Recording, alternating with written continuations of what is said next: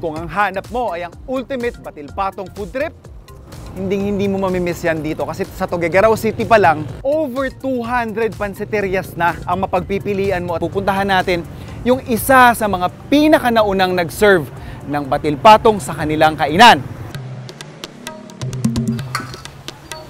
Okay na. Hi! Ako po si Presi Araw, isa sa may-ari ng pinakamatandang pansiteria dito sa Tuguegarao.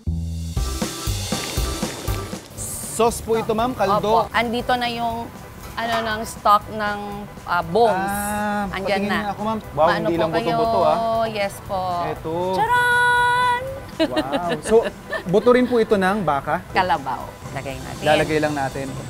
Halo natin, sir. Ma'am Presi, paano po kayo nag-umpisa dito? Paano kayo napunta sa batil patong? Kusinera po talaga ako, mahilig kayo magluto before? Hindi ako mahilig magluto dati. Ang nagturo sa akin, yung mga in-laws ko.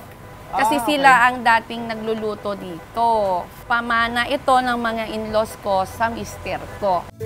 Malaki ang naitulong talaga. Lalo na po ngayon, dito po kumukuha kami ng pangkabuhayan. Ang nagugustuhan ko lang dito kasi mine-maintain nyo bukod yung sa traditions, kahoy yung lutuan.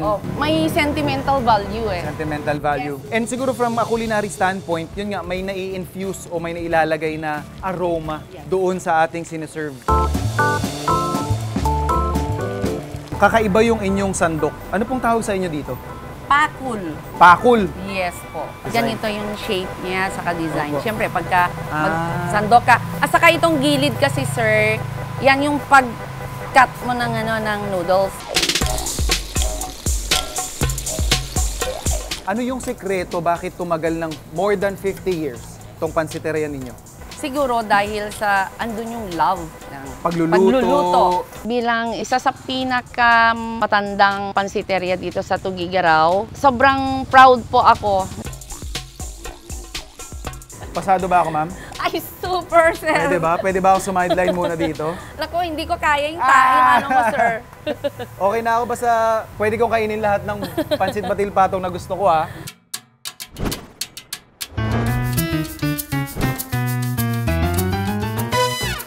Diyos ni Kamungamin! Excited na akong magturo sa inyo kung paano ang luto ng pansit batil patong.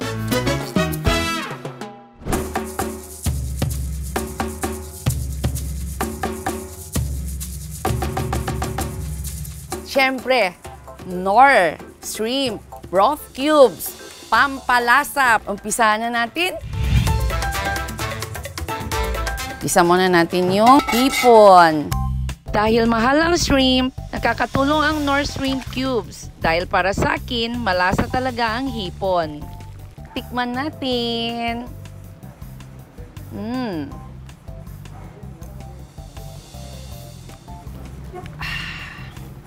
Iba talaga. Andun yung lasa ng ng shrimp talaga.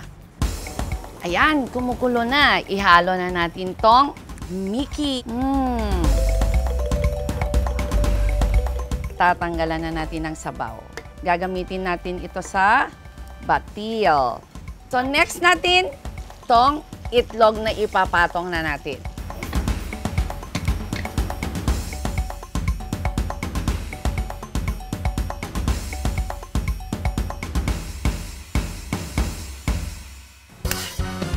Ito yung tinatawag na bati.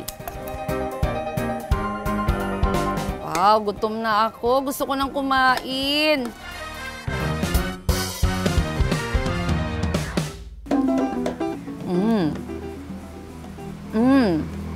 Andun talaga yung lasa talaga ng hipon.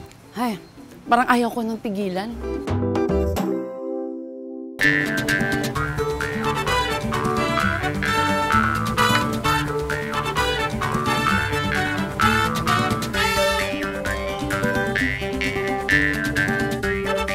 Ang technique po talaga sa pagkain ng pansit batil patong, yung egg, i-mix mo po yun talaga sa pansit. Para yung lasa ng egg, saka andun sa noodles.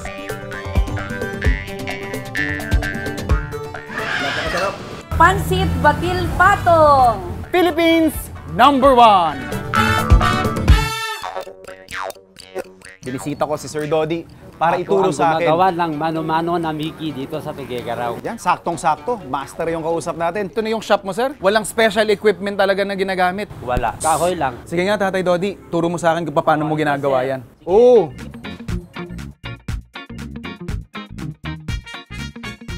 Tay, mga anong taon kayo nag-umpisa nito? 1975. Paano nyo po ginagawa? Pakita nyo muna sa akin. Okay.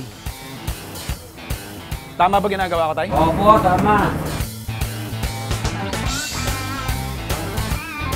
O, ako na. Napagod ka na. Hindi, laban pa. Pero at least nakaka-bisat naman ano. Anong grade ko, Tay, so far? 100. Bolero ka, Tay, ah. Pasado. Opo. Aba! Thank you, Tay, ah. I mean, pagpatuloy niyo po sana yung gantong klase ng art form. Sana may magtuloy pa nung tradisyon ninyong yan.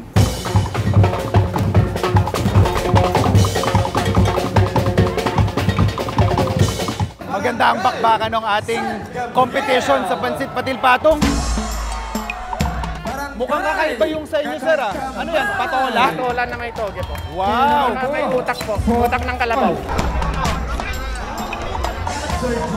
Salbahe to. Delikado to. God!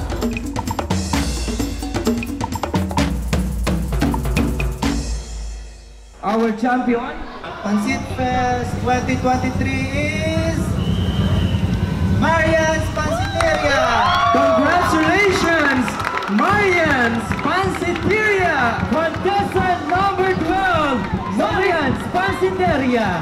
Ladies and gentlemen, we have a new champion! Congratulations sa inyong pansiteria. Twice na akong sumali. Anong last time po na sumali kayo, sir? Ano po yung place ninyo? Wala. Nga. Mahal ko yung ginagawa ko kasi, sir. Talagang pinag-igihan ko. Sinabi ko sa isip ko na kukunin ko to. Nagdagdag lang ako ng lomo. Lomo ng yung baboy. Tenderloin. Tenderloin ng baboy, sir. Yung juicy nung ano, sir, nung karne. Ang sarap, sir.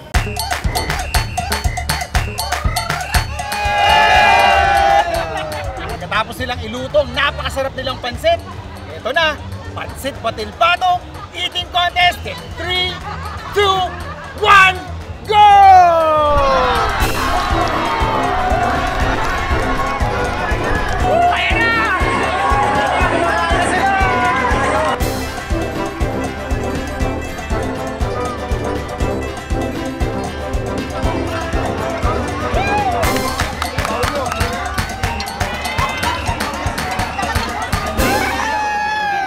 Finally, may nanalo na. Table number 3. Hindi ako nakatulog kagabi na nagre-remind sa kanila na hindi sila muna kumain. Masarap na talagang masarap. Timer na naman natin kung gaano ko katagal mauubos yung aking serving. Kasi yung time to beat nila, Kap, 4 minutes and 14 seconds. So, tingnan natin. Ready na ako. Okay. Kailangan ko ng support, ha. Timer starts now! Woo! Tungo.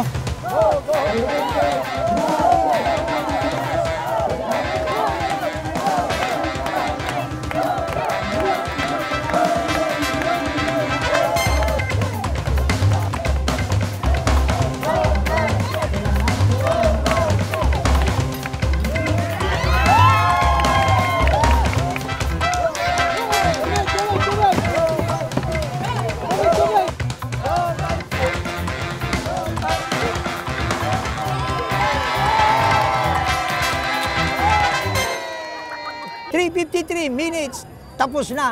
Magaling yung mentor ko eh. Ang origin po ng pansit sa Tuguegarao is dinala po siya ng ng mga Chinese settlers of course. dito sa Tuguegarao. Sa noodles. So pre-war era dito po sa stretch na to ng kalsada po, no, dati po may mga Chinese po diyan na nag-ooperate ng mga pansitan. So nung pagdating po ng 1960s, natutunan po ng mga katutubo, mga ibanag ng Tuguegarao kung paano magluto ng pansit. So karne ng kalabaw po kasi yung pinakamura karne na pwede mong gamitin for mass production. Ibubuhos dito, sir. Okay. Tama ba ginagawa ko, Tay? Opo, tama. Nakakatuwa lang na pagkalapag ko dito sa Tuguegarao, ang bumungad sa akin is isang buong hilera ng mga nagluluto ng kanilang paborito talaga naman at pinagmamalaking pansit batil patong. Nakaka-inspire at the same time na yung passion nila makikita mo na binubuhos nila doon sa kanilang bawat halo, naman hindi nakakapagtaka na yung mga turista at lalong-lalo na yung mga taga rito ay binabalik-balikan ang sarap nito. Pansit batil patong, talaga nga naimas. Pansit batil patong, Philippines #1.